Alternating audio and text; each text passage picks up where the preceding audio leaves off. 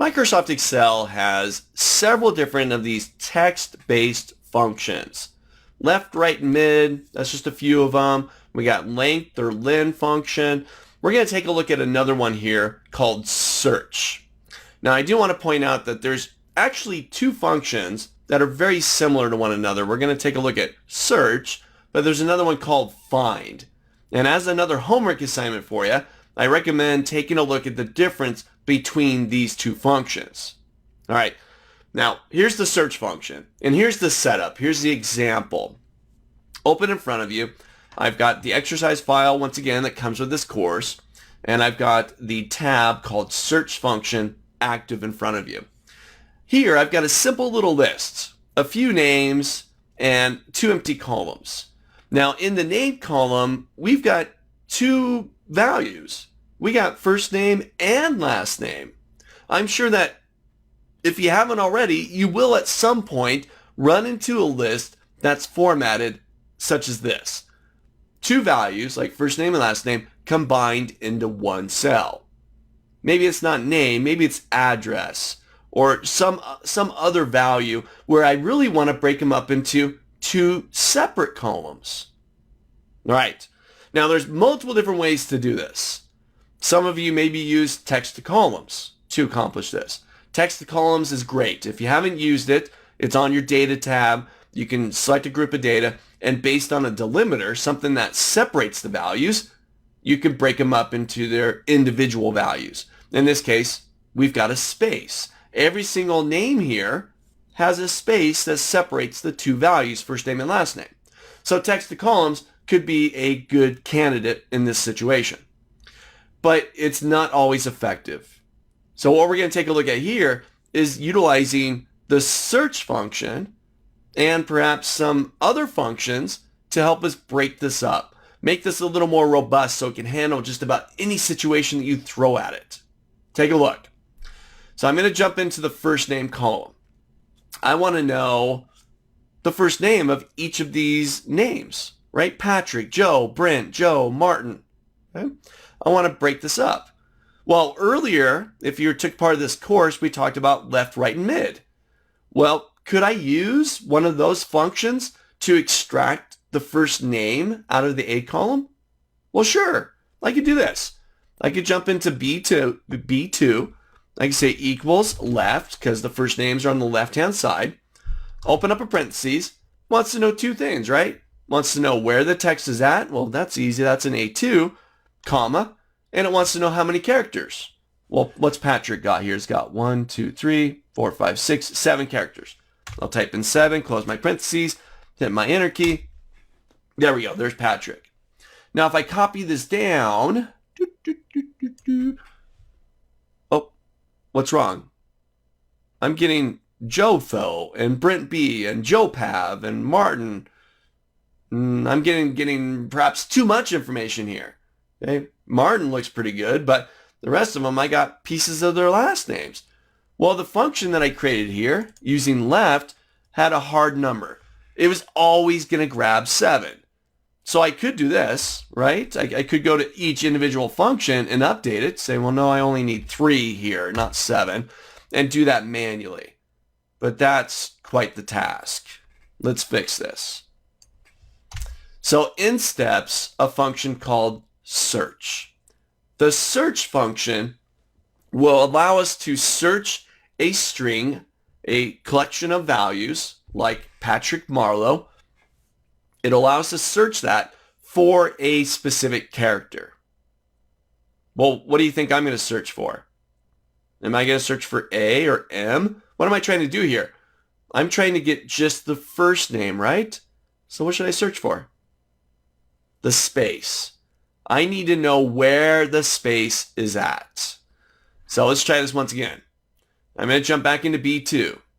To make this a little bit easier, I'll go back to formulas, text, and I'm going to find, I'm not going to start with search. The whole purpose here is I want to extract the first name. The first names are where? Positionally, where's first name at?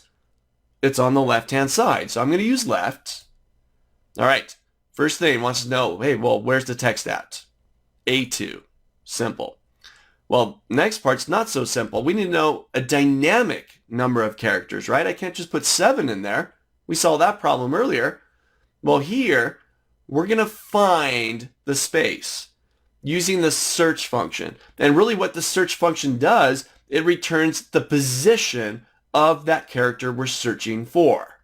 Watch this. So I'm going to say search, open up a parentheses, and once again, to make this easier, I'm going to click up into my formula bar into the search function. Here we go. Search has 3 things. Find what text, where am I going to find it, and is there a specific character that you want me to start at? What number position do you want me to start with? We're not going to use that. But I'm going to tell it to find the space. And the way that I do this is by doing quote, space, quote. Literally, whatever we put in the quotes is literally what Excel will search for. In this case, we're searching for a space. So just 2 quotes with a space in between. Now, where's it going to find it? Well, it's going to find it inside of A2. Look at this. We're searching for a space inside of A2, which is Patrick Marleau, and it says, hey, it's at the 8th position. P-A-T-R-I-C-K, that's 7, and 8 is a space. Look at that. It found it. So now I'll go back to left. So I'm going to click on left up here at the top. So we've told it, hey, I want you to look at cell A2, and I want you to give me this number of characters, this dynamic range of characters, right? Find the 8. I'll hit OK. There's Patrick, and I'll copy it down. Joe, Brent, Joe, and Martin. A dynamic number here. We're not just dropping in the 7 or 3, having to update formulas manually, but we're using nesting. We're taking the search function, nesting it into the left function, and able to extract the first names. Now, let's try this once again. This is going to take it a step further. I want to get last name. Well, this one's going to be a bit more involved. Let's think about this for a moment. I need to get the last names. Where are the last names at? Positionally, where are they at? They're on the right. Marleau, Thornton, Burns, Pavelski, Jones. Right? They're on the right-hand side of that cell. Well, we know we have a right function, right? I can say this. I can say equal right, open parentheses. Okay. Wants to know 2 things. Wants to know where the text is at. Well, mine's inside of A2, comma. But now wants to know how many characters. And it's different all over again, right? We got Marleau, which is 1, 2, 3, 4, 5, 6, 7 characters. We got Thornton, which is 8 characters. Burns, which is 5 characters, and so on. So we're stuck in that same situation once again. Now, could I use the search?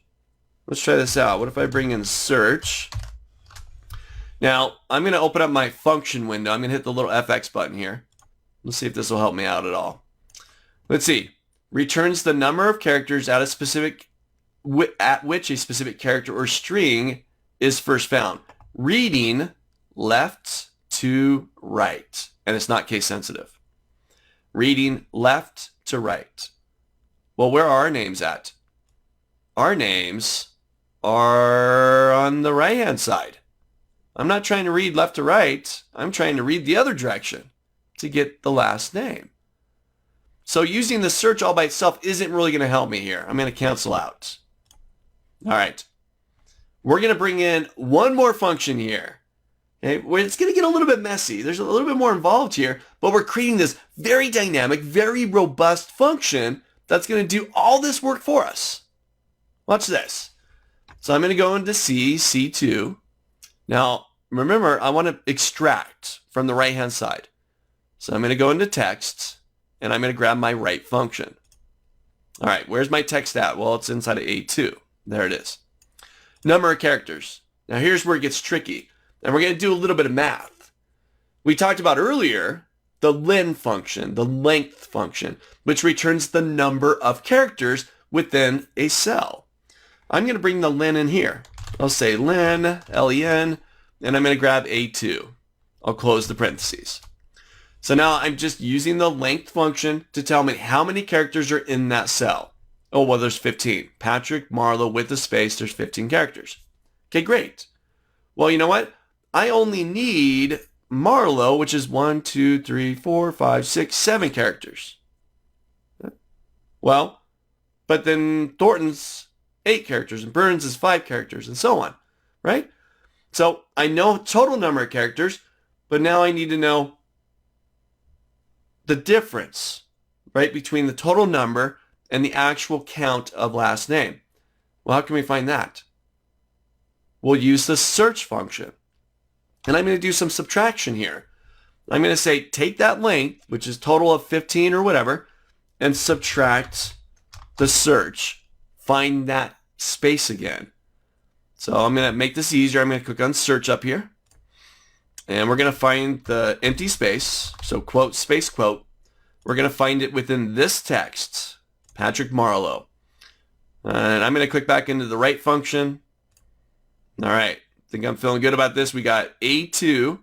We got number of characters, which is going to be the total length, 15, minus how many characters it found to that space. Essentially, from P on, we're going to subtract that off. And it tells me we got 7. Is that right? MARLEAU, 1, 2, 3, 4, 5, 6, 7. 7. I'll hit OK. And there's Marlowe. Let's try this out. I'm going to drag it down. Thornton, Burns, 𝗏𝗏𝗏𝗀𝗏 and Jones.